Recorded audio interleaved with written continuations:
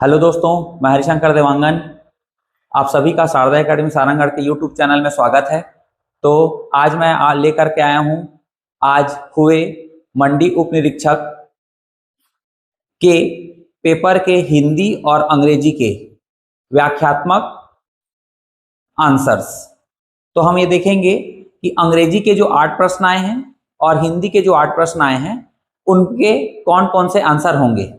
Generally क्या होता है, समस्त आंसर हमें मिल जाते हैं, परंतु अंग्रेजी और हिंदी के आंसर्स नहीं मिलते और उसका व्याख्यात्मक रूप हमें समझ नहीं आता। तो इसी क्रम में मैं इसको थोड़ा सा समझाते हुए आप सभी को बताऊंगा कि इसका आंसर क्या है और ऐसा क्यों हो सकता है। तो आइए हम देखते हैं अंग्रेजी के सबसे पहले सेक्शन। तो ये मंडी उप निरीक्षक में आए हुए प्रश्न है, 8 प्रश्न आए हुए थे। इन सभी का आंसर क्या क्या हो सकता है। तो जो सबसे पहला है अंग्रेजी सेक्शन के पहले प्रश्न में आया हुआ था कि अरेंज सेंटेंस। तो KLMN और O, इसको सबसे पहले क्या किया गया था कि अरेंज करना था सेंटेंसों को। यहाँ वर्ड दिए हुए थे, तो K में दिया हुआ था कि to solve the problem, L में दिया हुआ था हैज, M में दिया हुआ था बीइंग ट्राइंग, N में दिया था फॉर आवर्स और O में दिया था सी।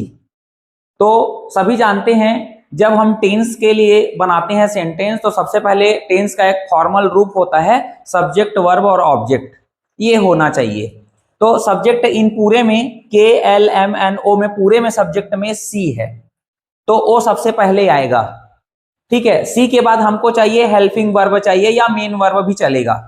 तो हेल्पिंग वर्ब यहां पर हमको क्या दिख रहा है, तो हैज दिख रहा है। तो इतने में हमको यह समझ में आ जाएगा कि ये जो वाक्य है या तो वह परफेक्ट में बनेगा या तो वह परफेक्ट कंटिन्यूअस में बनेगा। तो हैज के बाद यदि V3 मिलता है तो वह परफेक्ट में बनेगा, और यदि हैज के बाद बीन और उसके साथ ING फॉर्म मिलेगा तो परफेक्ट कंटिन्यूअस में बनता है। तो हमारे पास हैज के बाद V3 नहीं है, हमारे पास अवेलेबल है बीइंग ट्राइंग।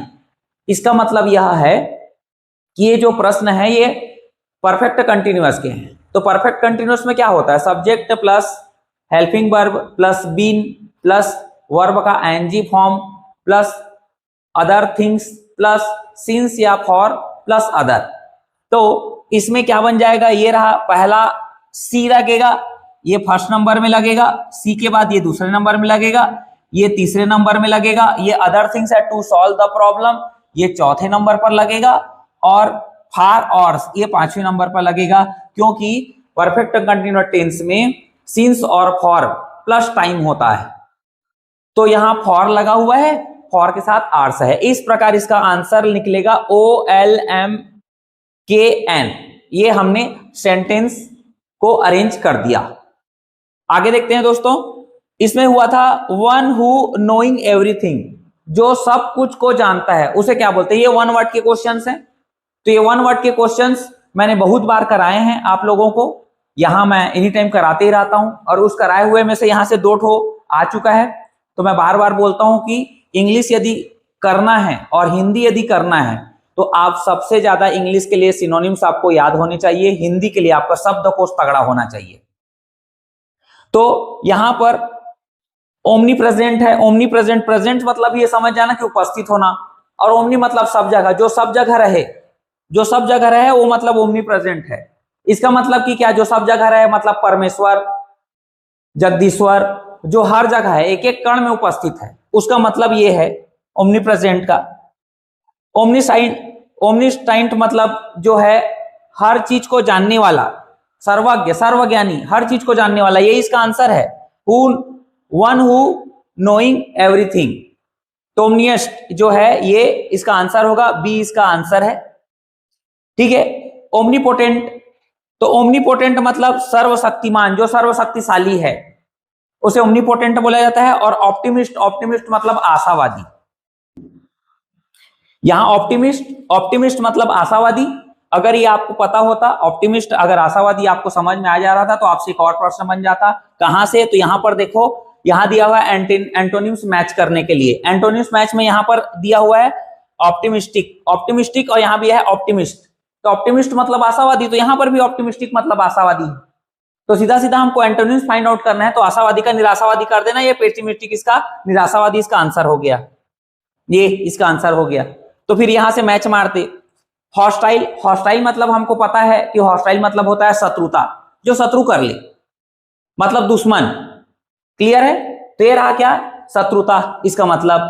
तो शत्रुता मतलब क्या, इसका मतलब तो ये फ्रेंडली, शत्रु है तो क्या है, मित्र होना चाहिए, तो मित्रता हो जाएगा फ्रेंडली का, तो ये इसका आंसर हो जाएगा, ए का हो जाएगा ये 4 नंबर, ए का ये 4 नंबर हो जाएगा। उसी प्रकार ट्रांसपेरेंट, ट्रांसपेरेंट मतलब होता है पारदर्शी, जो साफ दिखाई दे, एक दूसरे के पार यदि हम देखेंगे तो साफ दिखाई देगा, अर्थात ट्रांसपेरेंट का मतलब और अर्थ निकाला जा सकता है, तो क्या निकाला जा सकता है, स्पष्ट, साफ या पारदर्शी। तो इधर और देखते हैं, इधर किसका मतलब, तो ये देखो ओपेक, ओपेक मतलब होता है अस्पष्ट, धुंधला, तो ये पारदर्शी है, इसका मतलब ये साफ है, तो ये इसका क्या हो जाएगा, एंटोनिम्स हो जाएगा, धुंधला या अस्पष्ट, ठीक है। ये इसका क्या हो जाएगा, आंसर हो जाएगा बी का 3rd नंबर। अब बच गया क्या, एंशिएंट, तो एंशिएंट तो सभी पढ़ते हैं, एंशिएंट इंडिया, ठीक है, मिडिवल इंडिया और मॉडर्न इंडिया। तो एंशिएंट मतलब प्राचीन और मॉडर्न मतलब आधुनिक, तो ये इसका आंसर है, सीधी सीधी सी बात। तो इसका आंसर क्या हो जाएगा, ए का 4था, बी का 3रा, सी का 1ला और डी का 2रा नंबर।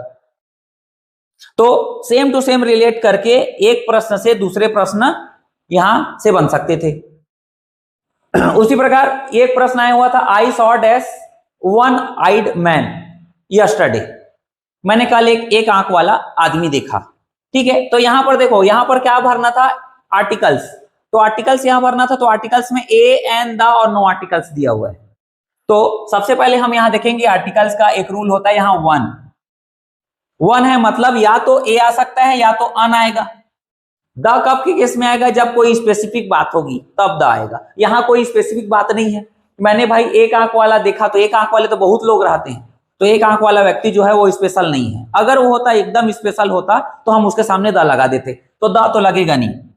नो आर्टिकल की बात आई तो नो आर्टिकल तो लगेगा नहीं, क्यों नहीं लगेगा, क्योंकि वहां कुछ खास बात नहीं। यहां पर है वन मतलब एक की बात कर रहे हैं, या तो ए लगेगा या तो अन लगेगा।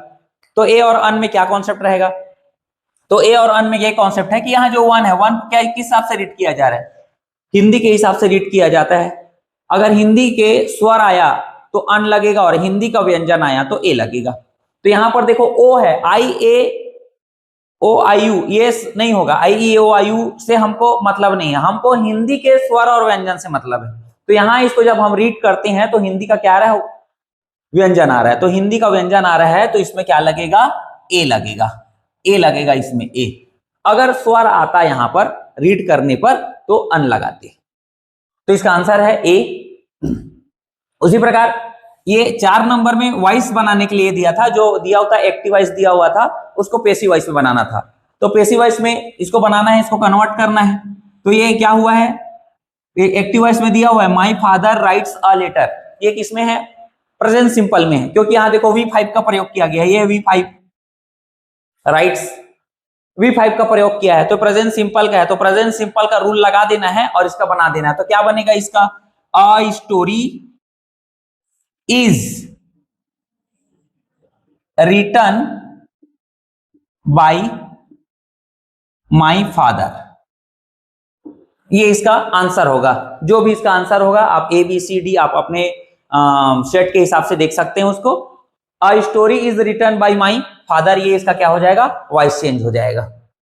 उसी प्रकार एक प्रश्न आया था, he is good dash football, तो हमेशा गुड के साथ, गुड के साथ एट ही लगता है, गुड एट, प्रीपोजिशन गुड है, गुड के साथ एट लगता है। कोई कोई एक ऐसा जगह आ जाता है जिसमें गुड के साथ इन लगता है, गुड इन, वरना ज्यादातर में, मैक्सिमम तर में गुड के साथ क्या लगता है, एट। वो फुटबॉल पर बहुत अच्छा है, गुड एट लगेगा। यहां पर भी एक और प्रीपोजिशन से संबंधित एक प्रश्न आए हुए थे कि जो प्रीपोजिशन यूज्ड फॉर, जो डायरेक्शन है और मोमेंट है, दिशा बताने के लिए और गति संबंधी कौन सा ऐसा प्रीपोजिशन प्रयोग किया जाता है। तो यहां पर इनटू है, ये भी क्या करता है, मोमेंट बताता है। कैसा मोमेंट बताता है, जब एक सतह से दूसरे सतह जब हम एंटर करते हैं तब ये इनटू का प्रयोग होता है। जैसे हम थल से जल की ओर जाएं तो इनटू का प्रयोग होगा, कमरे के बाहर थे और कमरे में घुस रहे हैं तो इंटर होगा, और जहां पहले से प्रेजेंट है हम, उसमें इन का प्रयोग होता है। जैसे I am in the class, in लगेगा। लेकिन यदि मैं बाहर से अंदर की ओर आ रहा हूं, I am coming into the class, क्योंकि मैं बाहर से एंटर कर रहा हूं इसमें, तो इनटू का प्रयोग होगा। तो इनटू मोमेंट के लिए, वैसी प्रकार टुवर्ड्स, ठीक है, टुवर्ड्स मतलब आगे बढ़ो, इसका भी ये मोमेंट के लिए अभी प्रयोग होता है। और एक्रॉस, एक्रॉस भी प्रयोग होता है मोमेंट के लिए, एक जगह से दूसरी जगह जाने के लिए, इस पार से उस पार जाने के लिए एक्रॉस का प्रयोग किया जाता है।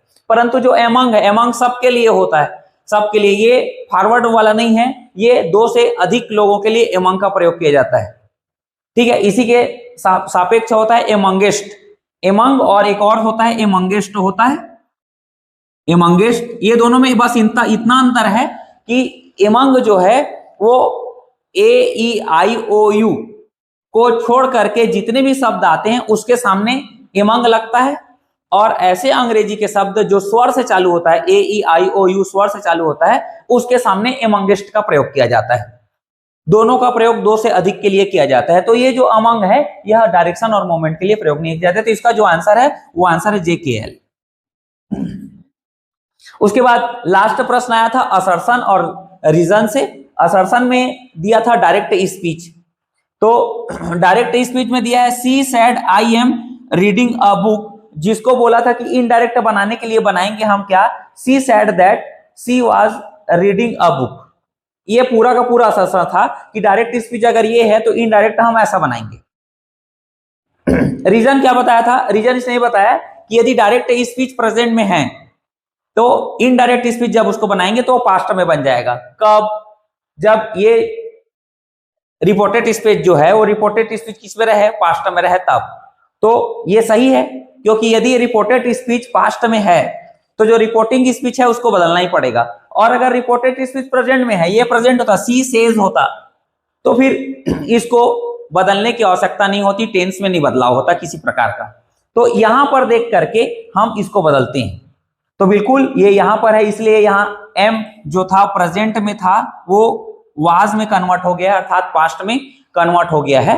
तो ये भी सही है और उसका रीजन भी सही है। इस प्रकार इसका आंसर क्या होता, दोनों सही है, असर्शन भी सही है और उसका कारण भी सही है।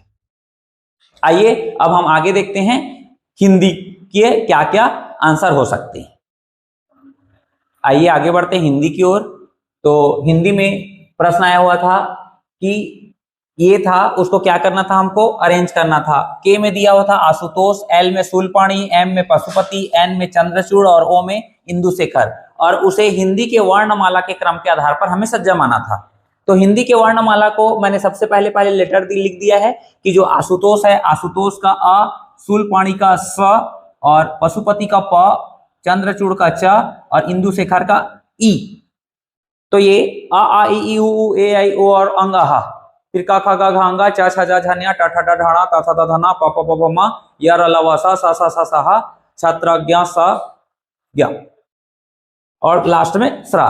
तो ये हमारे हिसाब से उसको क्रम के आधार पर हमको अरेंज करना है। तो ये सबसे पहले ये वाला आ जाएगा, ये अ पहले नंबर में आएगा, फिर दू ए नंबर में आएगा, उसके बाद ये 3 नंबर में आएगा, और ये 4 नंबर में आएगा, और ये 5 नंबर में आएगा। तो 1 2 3 4 5, तो इसका जो आंसर निकल जाएगा ये इसका आंसर है KONML, इसका आंसर निकल के आएगा। हिंदी वर्णमाला के आधार पर हमने इसको जमा दिया है। इसके आधार पर अगला प्रश्न ये था कि जो दोहा के संबंध में क्या सही है। तो इसमें जे में दिया था 11 मात्राएं, के में दिया था 13 मात्राएं, एल में दिया था 16 मात्राएं, एम में दिया था 24 मात्राएं। क्या सही है? तो ये देखिए, जो दोहा होता है, दोहा के प्रत्येक लाइन में 24-24 मात्राएं होती हैं, लेकिन जब वो लाइनें टूट जाती हैं उनको हम चरण बोलते हैं। तो दोहा में 4 चरण होती हैं, और 4 चरणों में पहला और तीसरा चरण 13-13 मात्रा का, और दूसरा और चौथा चरण 11-11 का मात्रा का होता है। तो 13 मात्राएं तो रहेंगी ही, 11 मात्रा भी रहेंगी, और इन दोनों का जब योग करेंगे तो एक कंप्लीट लाइन बनेगा। वो कंप्लीट लाइन 24 मात्राएं की रहेंगी। इसका जस्ट अपोजिट, दोहा का अपोजिट होता है सोरठा।